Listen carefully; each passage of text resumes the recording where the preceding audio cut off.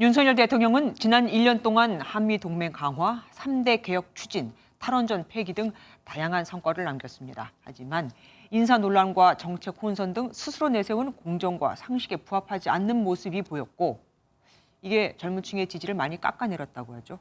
그리고 무엇보다 야당과의 대화 단절로 정치가 사라졌다는 비판도 받고 있습니다. 윤 대통령의 지난 1년, 원주희 기자가 돌아봤습니다.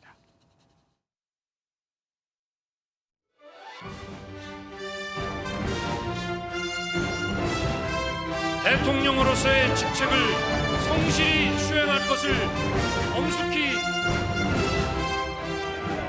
지난해 5월 윤석열호는 정권 교체에 대한 국민들의 희망을 안고 힘차게 출범했습니다. 국민들에게 더 가까이 가겠다는 의지로 과감히 대통령실을 용산으로 옮겼고 출근길 문답을 통해 국민들과 소통했습니다. 열심히 해야죠.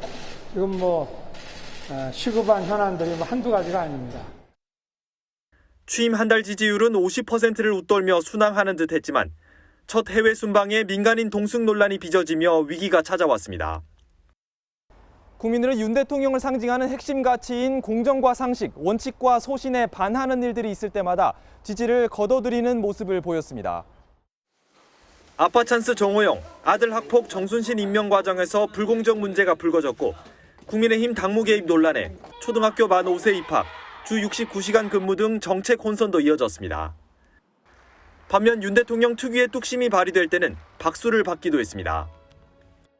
이후 윤 대통령의 지지율이 가장 반등한 건 지난 1월과 2월 두 차례 37%를 기록했던 때입니다. 모두 노동개혁을 강조하며 노조 불법행위에 대한 단호한 대응을 내세웠던 시기와 겹칩니다.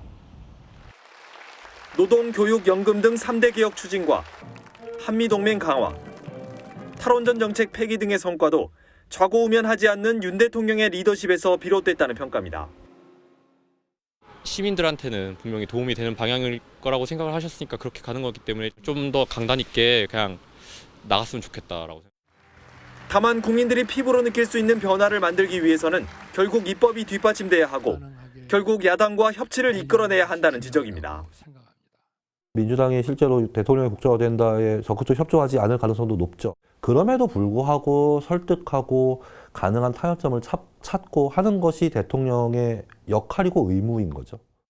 이재명 대표의 사법 리스크, 극심해진 정치적 입장 차이 등에도 불구하고 결국 대화와 설득이라는 정치 본연의 과정을 복원해야 한다는 조언입니다.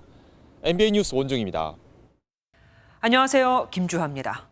공정하고 신속한 MBN 뉴스, 유튜브를 통해서도 만나보실 수 있습니다.